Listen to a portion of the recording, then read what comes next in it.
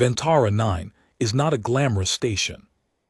That needs to be said up front, because if you've only heard of it through the recruitment brochures, the ones with the sweeping visual of the outer ring lit up against the Cresar Nebula, or the dramatic close-up of the observation deck where the star field fills the entire frame, then you might have certain expectations. High ceilings, gleaming corridors, the quiet hum of cutting-edge technology pressing against the silence of deep space. The reality is a little more honest. Ventara 9 is a working educational platform.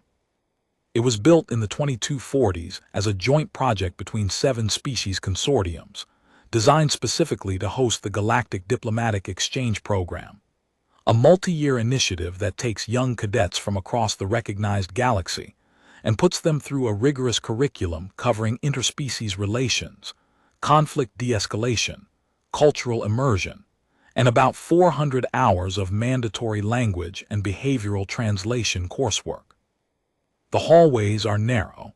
The cafeteria serves food that is technically nutritious for 6 distinct biology types, but appealing to approximately none of them.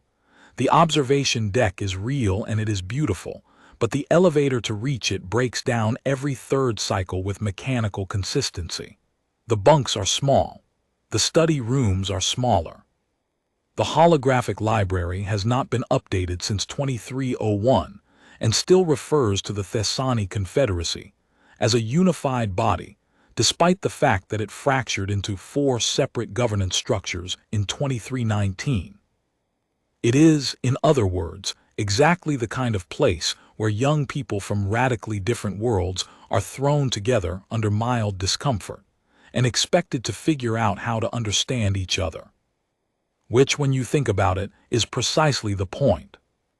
As of the date of this incident, Ventara 9 was hosting its 43rd cohort, 212 cadets from 31 recognized species, ranging in age from the Dorvani equivalent of 16 to the Thessali equivalent of 32, all of which maps to roughly the same developmental window of young adult learning to navigate the world.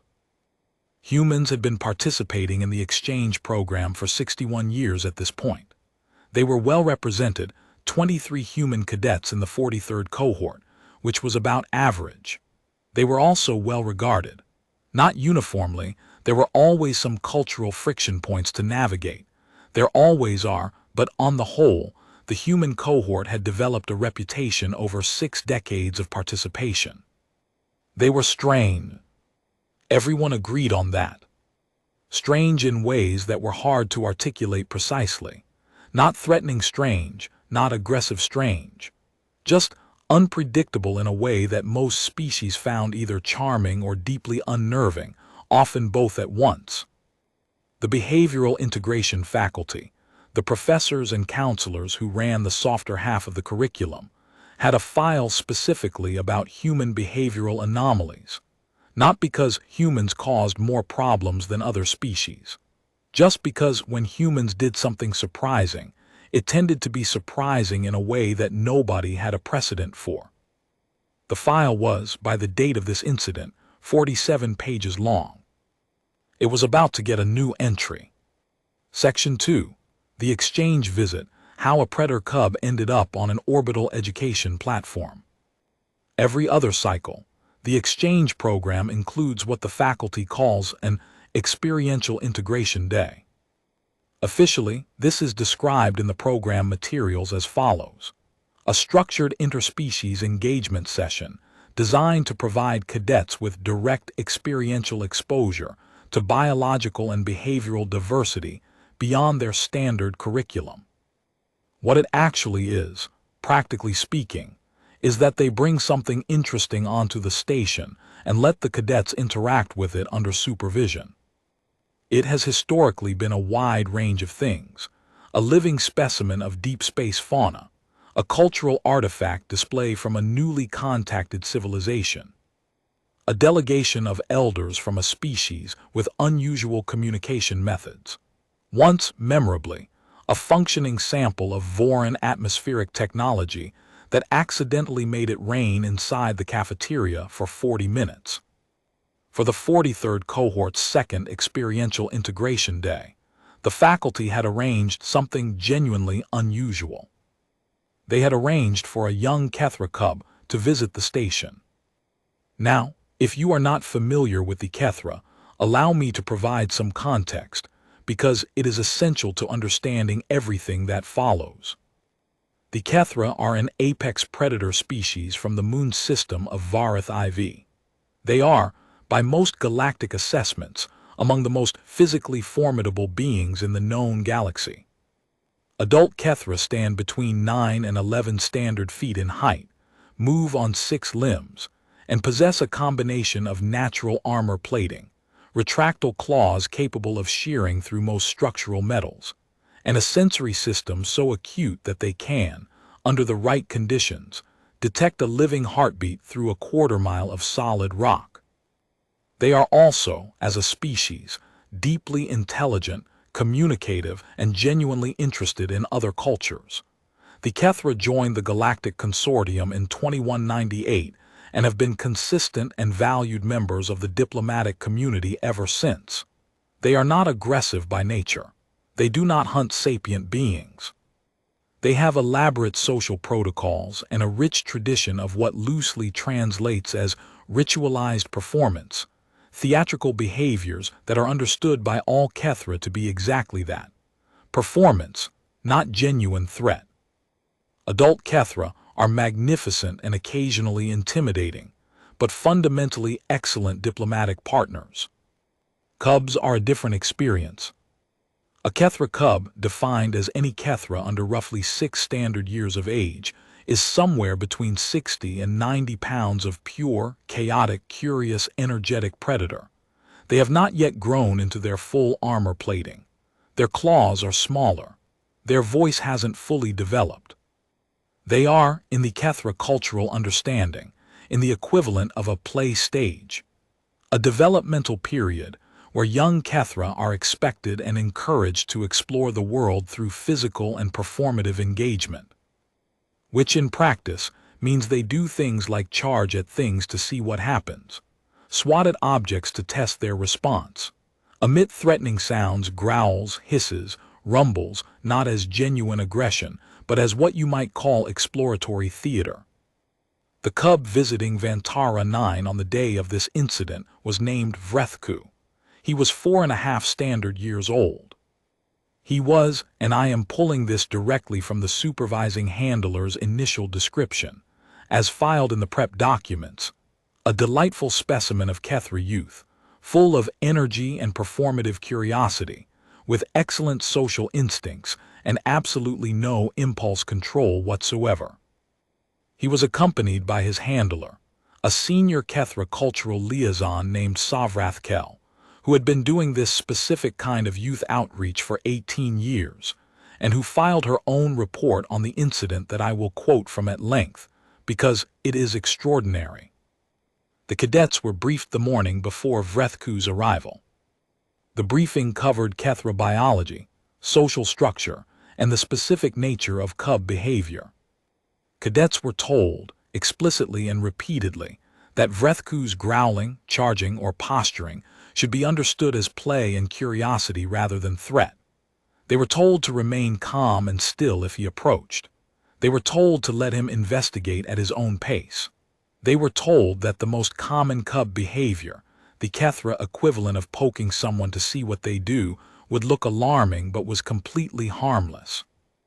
They were also told, gently but clearly, that if they reacted with fear, Vrethku would almost certainly find this fascinating and lean into it, because that's what curious cubs do. 27 cadets attended the briefing. All 27 reported afterward that they had understood the briefing. All 27 also reported that understanding something intellectually and experiencing it in person are two profoundly different things. Section 3. The morning of Cadet VLORRAKHSH's account.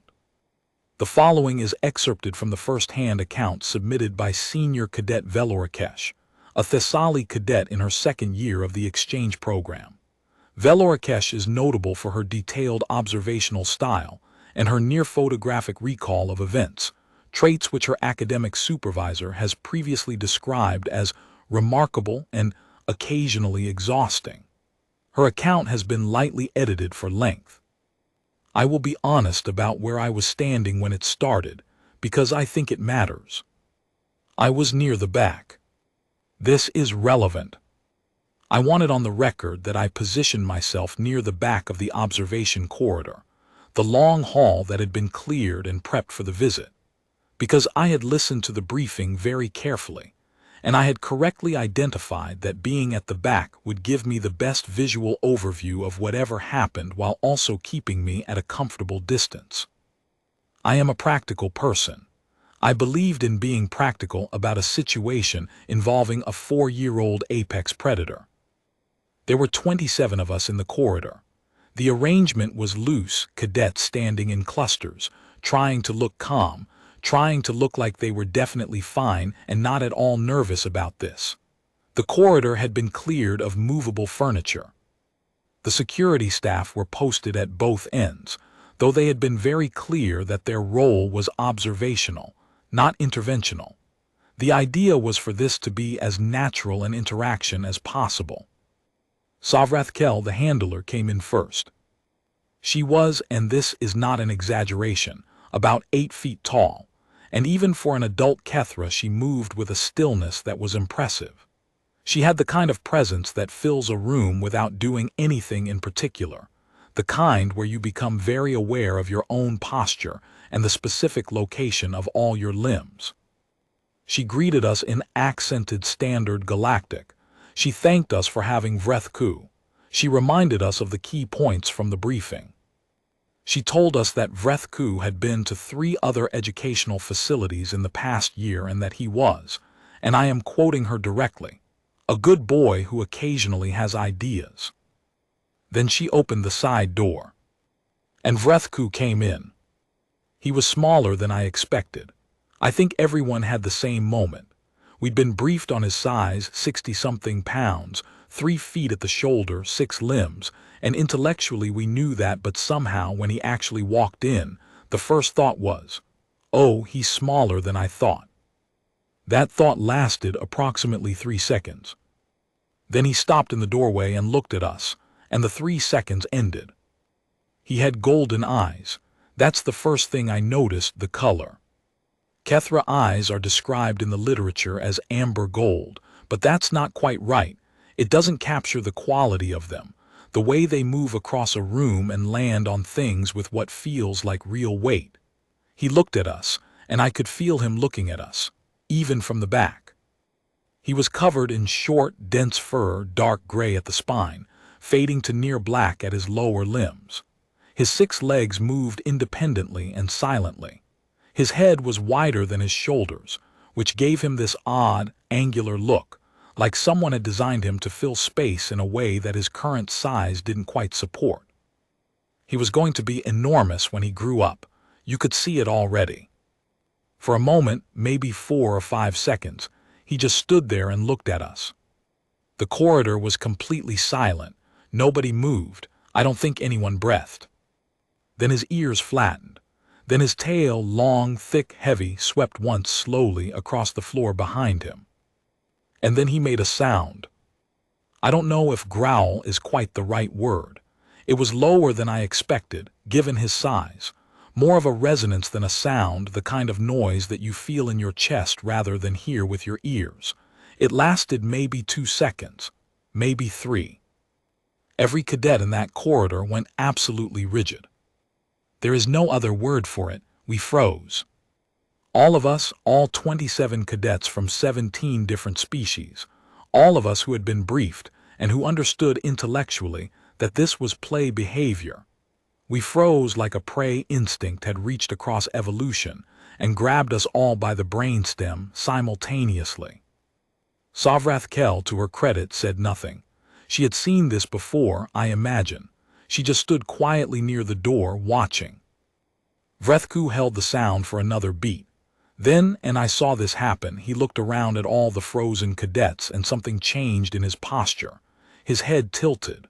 One ear came back up. His tail swept again, but differently this time, quicker, lighter, with an energy that was clearly, unmistakably, something close to delight. He had learned something in those 3 seconds. He had learned that the sound worked. In the Kethra developmental literature, I looked this up afterward, because of course I did. This moment is called vrethkai, which loosely translates as the first testing. Cubs discover early that their emerging predator features produce reactions in other beings. The literature describes it as one of the earliest forms of social exploration they engage in. I am describing this from retrospect and from reading. In the moment, what I thought was, he just realized he scared us and he liked it. He took 3 steps forward. The cadets near the front, Cadet Dreshalmori of the Vorali, Cadet Pellet, who was human, and 2 Thessali juniors, took 3 steps backward. Vrethku's ear flicked. I watched this happen from the back, and even I, practical, back of the room, positioned for visual overview me, felt something in my stomach tighten. Savrethkel spoke then in Kethra, something soft and short. Vrethku looked back at her. He looked back at us. He made a quieter sound, something more like a rumble, shorter, lighter. Then he started walking. He didn't charge. He just walked, slowly, with the specific deliberate slowness of a creature that has all the time in the world and knows it. Through the middle of the corridor, through the cluster of cadets who parted around him like water around a stone, moving on their instincts before their brains caught up. He was curious, you could see that. He investigated things with his nose, the scent trail of each cadet as he passed, turning his wide head to sniff, sometimes leaning in close enough that the cadet in question had to very obviously work to stay still. It was fascinating to watch. It was also terrifying, even knowing it wasn't supposed to be terrifying, even with the briefing, even standing at the back. He worked his way through the room systematically. This took about 20 minutes. During this time, 7 cadets were sniffed at length. 2 were pawed at gently, his claws retracted, thankfully, and 1 Dorvani Jr., Cadet Fen, made the mistake of making sudden eye contact, and then standing extremely still, which Vrethku apparently interpreted as an invitation to sit down directly in front of and stare at for 6 minutes without blinking. Cadet Fen's report, filed 2 days later, describes this as the longest 6 minutes of my current existence. We were all managing, barely but managing. And then he found the human. Section 4.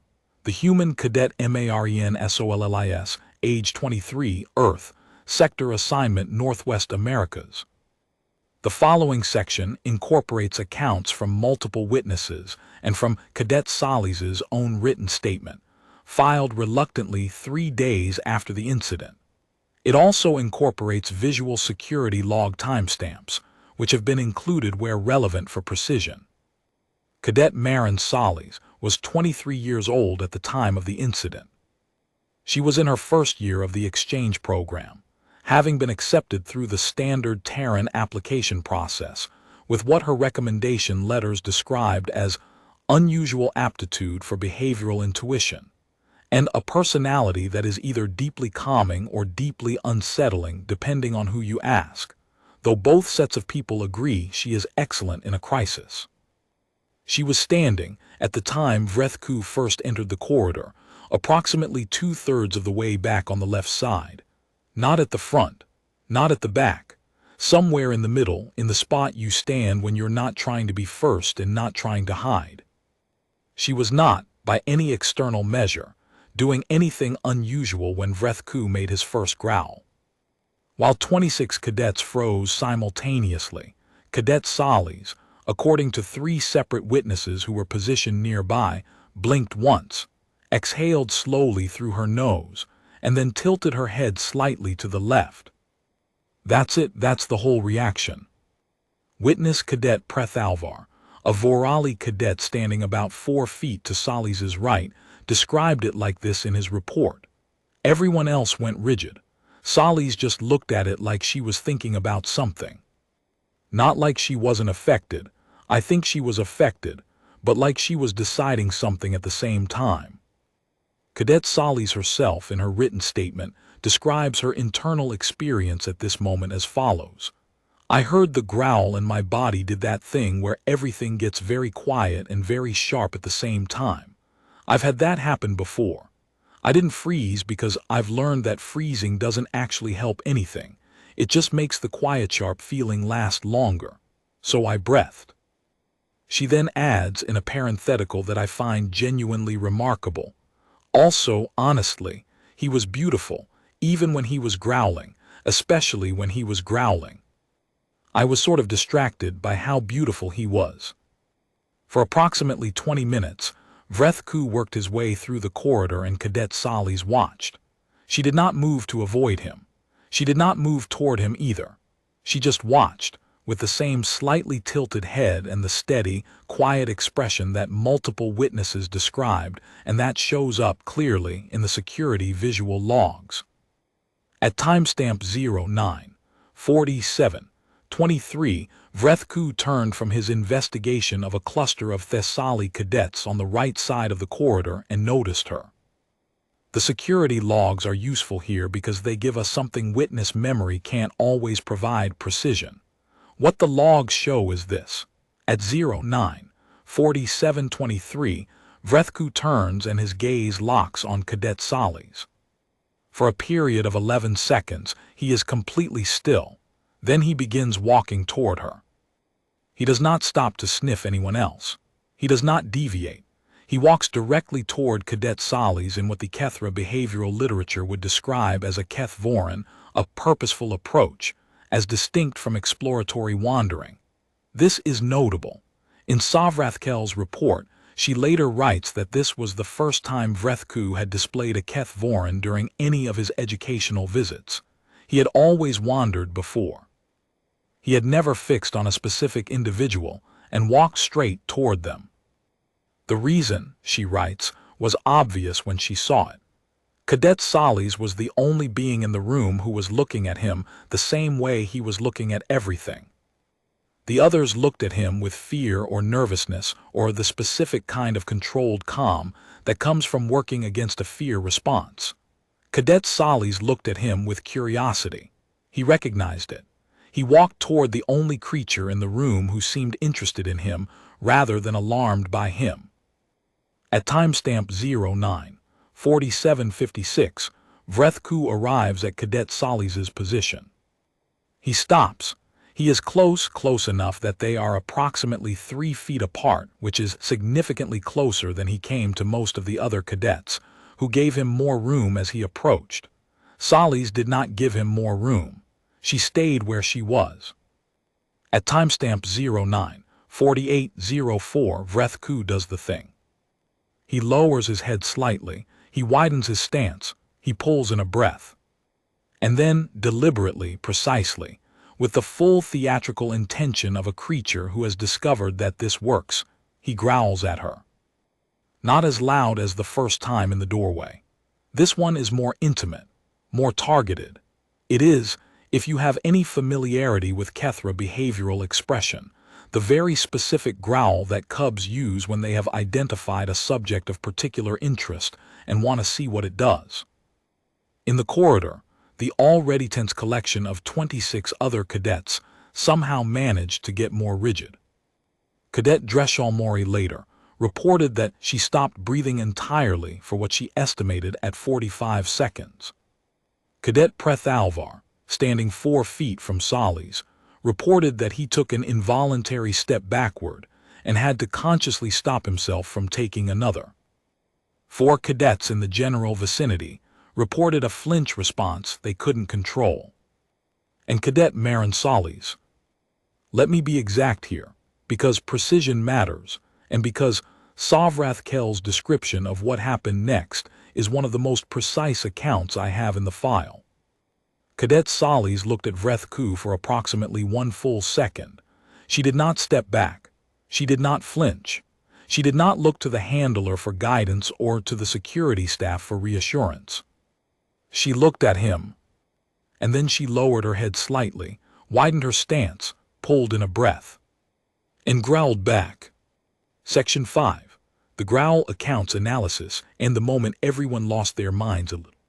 From this point forward, the document incorporates a significant volume of witness testimony, as this is the section of the incident that generated the most accounts, the most variation in description, and the most difficulty in getting any of the 26 other cadets to write about it without using the phrase "I cannot believe." The human growl. We should be clear about what it was and what it wasn't. Cadet Solis is human.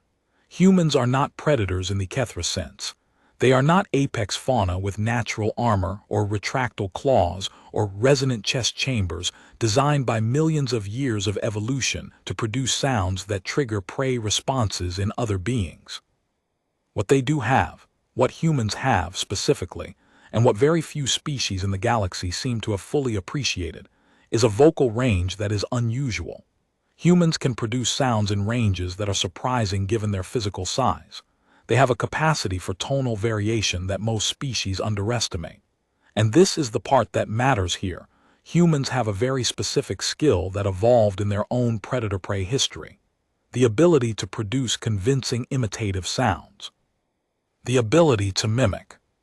Cadet Solis did not produce a Kethra growl. She is not physically capable of that. But she produced something that functioned in the moment as a credible response. A low, chest-deep sound that surprised everyone in the room, including, based on the evidence, herself. Here is the thing about that growl. It was not scary.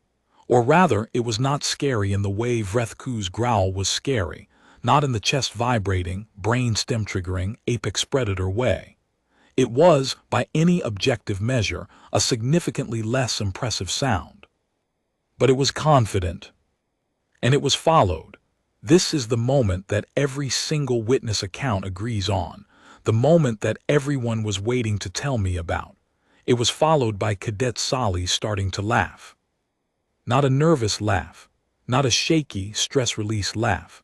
A real one caught off guard, eyes crinkling, the kind of laugh that comes from something genuinely striking you as funny. She growled, she surprised herself, and then she laughed. Let me tell you what happened in the room when she laughed. 26 cadets, 17 species, all of them in some state of extreme tension that had been building for nearly half an hour. All of them watching this human and this predator cub in a standoff that their nervous systems were insisting was deeply serious. And the human laughed. Cadet Velorakesh in her account. I felt the tension break before I understood why, like something physical released. And then I realized everyone was looking at her laugh and I started laughing too, and I did not fully understand at the time what I was laughing at, only that something had shifted and the shift felt like relief. Cadet Prethalvar. I heard her laugh and my first thought was that something had gone wrong, that this was hysteria. And then I looked at her face and it was just funny to her. It was just funny. And then it was funny to me too, and I don't fully know why. Cadet Fen, the Dorvani who had been stared at for 6 minutes earlier. I had been very scared for a very long time in that corridor. When she laughed, I felt like something in my chest unclenched, like the room had permission to be something other than terrifying. 3 separate accounts use some version of the phrase permission. The sense that Solis's laugh gave the room permission to recalibrate. Now, here is the other thing that happened when she laughed. Vrethku. Because we have been focused on the cadets, and rightly so, but we have not described what happened with the actual subject of this incident, which is the Kethra cub who initiated the growl, and who was now faced with a being who had growled back at him, and then started laughing. In Savrathkel's account, written with the calm specificity of someone who has observed Kethra behavioral development for nearly 2 decades, I have seen many reactions to Vrethku's vocalizations. Most beings freeze. Some make quiet sounds, not growls, more like the pre-panic sounds that beings make when their body wants to flee before the mind has caught up. Some look away. A few have cried. I have never seen a being growl back. I have certainly never seen a being growl back and then laugh. I watched Vrethku's face in the moment the human laughed, and I knew immediately that something had just happened that neither of us had any precedent for.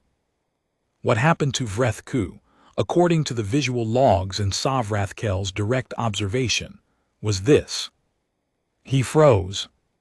A Kethra cub, a 4-year-old apex predator who had spent 30 minutes making every cadet in the room rigid with tension. He froze. His head tilted one direction, then the other. His ears, which had been flattened back in the classic cub, I'm doing the scary thing, posture slowly, individually came upright. His tail, which had been held low and sweeping, went still. He stared at Sally's for 4 full seconds. And then Savrathkel's account again, because she is the one with the vocabulary for this. He made the sound, the small sound, the clicking, rumbling sound that Kethra cubs make when they have encountered something so genuinely puzzling that their threat assessment system has simply given up and handed control to their curiosity system instead. I have heard Vrethku make that sound a few times, usually when he encounters a new food he can't categorize. I had never seen him make it at a person before. The cadets near enough to hear it described it variously as a purr, a chirp, a rumble with a question mark attached to it, and from Cadet Solis' own statement, the most unexpectedly adorable sound I have ever heard in my entire life, and I grew up with 3 cats. He made the small, puzzled sound. He looked at her. She looked at him. She was still smiling, not laughing anymore, but smiling, the kind of smile that sits at the edge of a laugh and is clearly the cousin of it. Then she did something that Savrathkel describes as the moment I understood what kind of person she was. She crouched down. Not to the floor, she brought herself down to roughly his eye level, which meant dropping about a foot, bending her knees and settling her weight back on her heels. The Kethra behavioral literature would classify this as a non-threatening approach gesture, lowering your physical profile to reduce the appearance of threat or challenge. Whether Solis knew this consciously or just did it on instinct, no one can say for certain. Her own statement, typically. He looked confused. I thought if I got a little lower it might be less weird for him. I don't know why I thought that. I just did. Vrethku watched her crouch down. He took 2 steps toward her. They were, at this point, approximately 18 inches apart. The corridor was silent in a completely different way than it had been before. Before, the silence had been the silence of held breath and controlled fear. Now it was something else, the silence of an audience watching something happen that nobody has words for yet. Vrethku sniffed at her. Long, slow, thorough. He investigated her with his nose in a way that was significantly more careful than his investigation of any other cadet, more deliberate, more lingering, like he was genuinely trying to understand what she was. He spent particular time on her face, which required him to bring his wide head very close to her, and which, Cadet Velorakesh noted from the back of the room, would have made every piece of my survival instinct scream at me to move, and she just sat there and let him do it. Sally sat there and let him do it. In her statement, he smelled like something warm and dusty, like stone that's been in the sun. I wasn't scared right then. I mean, there was something running underneath everything that was probably adrenaline, but I wasn't scared in the way that wanted me to run. I was too interested in what was going to happen next. What happened next was this. Vrethku finished his investigation. He sat back on his hindquarters, an informal posture. The visual logs make this clear. He looked at her, she looked at him. He growled again. Softer this time. Less the thunderous testing growl from before, more conversational, more like punctuation than exclamation, more like a question than a statement. And Cadet Solis, crouched on the floor of a corridor on an orbital education platform 60 million miles from the nearest habitable planet, looked at a 4-year-old apex predator who was watching her with genuine, puzzled curiosity, and she growled back again. Softer this time, less like she was responding to a challenge, more like she was talking back, like they were, improbably, having some kind of exchange. She said in her statement, I don't know what I thought I was doing. I know I wasn't thinking about it that much. He made a sound, I made a sound back. It seemed like the thing to do. Savrathkel, watching from the door, made a note in her field documentation at this point. The note, which she included in her report, reads, "The human is playing with him. She doesn't know the vocabulary, but she has the instinct. She's responding to him like a Kethra would respond to a younger cub, matching his sounds at lower intensity, holding posture, not retreating. She is doing this without training. I do not know what to do with this information, but I am writing it down." Section 6. What happened after the second growl? 11 minutes that are difficult to describe, but I'm going to try. The second growl exchange was not the end. It was, if anything, a beginning. After the second growl and answer, Vrethku did something that Savrathkel described as unprecedented in her 18 years of Kethra youth outreach. He moved forward, circled around Cadet Solis, who tracked him with her eyes but stayed still, and then settled into what the visual logs show as a loose, informal crouch approximately 2 feet behind her left shoulder. Savrathkel's note at this point: he has claimed her. In Kethra social dynamics, when a cub circles and settles, it is staking a kind of informal territorial claim, not aggressive, but possessive. This one is mine to investigate. I have never seen him do this with a non-Kethra being. I have, in fact, never seen him do this with anyone who wasn't Savrathketh, which is my name, which is to say his handler's name, which is to say me. He has adopted her. Cadet Solis could not, from her position, see him settle behind her shoulder. What she could do was hear the next thing he did, which was a long, slow, continuous rumble, not a growl, something lower, something that the cadets nearby compared to a vibration more than a sound. She went very still. Then slowly, she turned her head to look over her left shoulder. Vrethku was approximately 2 feet away, watching her. She turned back, counted something silently, witnesses describe her lips moving, and then made a sound back. Not the growl this time, something lower, an attempt to match his register. Savrathkel, in her report, she was right, she got it almost right. The pitch was wrong, but the intention was correct. She found the register he was using and answered in it. I wrote in my notes at this point, "She is learning." I did not mean to write that, but it's what I observed. What followed for the next 11 minutes is, in the witness accounts, a collection of small moments that are individually unremarkable and collectively impossible to look away from. Vrethku growled or rumbled at intervals of roughly 2 to 4 minutes.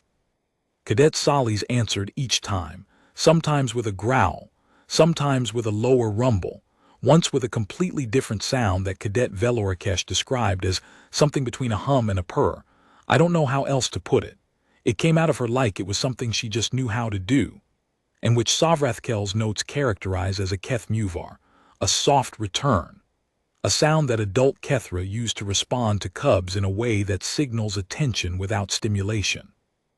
The human was, improbably, naturally, intuitively, code-switching into a language she had never been taught, with a 4-year-old apex predator on an orbital station 60 million miles from Earth. The other 26 cadets watched. Several of them, at various points in those 11 minutes, made the same shift that Cadet Velorikesh described, the transition from fear-adjacent silence to something more like awe. The tension in the room didn't disappear entirely, but it changed character. It became the tension of watching something remarkable rather than the tension of bracing for something bad. Cadet Prethalvar, whose account is consistently the most analytical of the group, I kept waiting for the moment where it went wrong, where she did something wrong, where he reacted badly, where the fear I'd been carrying since he walked in the door turned out to have been correct. That moment never came. What came instead was, I keep trying to find the word for it. Rapport is too clinical. Friendship is too fast. Some beginning of something. Some mutual recognition. I watched them for 11 minutes, and by the end I believed that both of them understood something about each other that the rest of us didn't, and I couldn't have told you what it was. At timestamp 09:59:37, Savrathkel moved to end the session. She spoke in Kethra, the soft, short phrase she'd used earlier. Vrethku looked at her. He looked at Salis. He made a small sound, the click rumble, the puzzled one, and then he stood, circled Salis once more, and walked to Savrathkel's side. He looked back once before they went through the door. Cadet Salis raised a hand, a small wave. Vrethku watched this for a moment. Then his tail swept, once decisively, with a particular kind of energy. Savrathkel in her report. His tail sweep at the door was a vershku, which is an informal Kethra parting gesture used between familiar individuals. It translates loosely as, until the next time. He has used it with me. He has used it with his den family. He used it with the human. It was the first time in 4 years of his life that he used it with someone he had just met. They left, the door closed. For approximately 6 seconds, the corridor was completely silent. Then 17 things happened simultaneously, all of them some variation of exhaling and talking and turning to the person next to you and saying something that you'd been holding for the last 40 minutes. The noise came back into the room all at once, the way it does when a pressure seal releases, and in the middle of it Cadet Velorakesh looked across the corridor at Cadet Salis, who had stood back up from her crouch and was brushing off her knees with the casual efficiency of someone who has been sitting on the floor, and said, "She told me she said this, and I believe her, because it's exactly the kind of thing Velorakesh would say. I have approximately 47 questions." And Cadet Salis looked up and said, "Me too, honestly."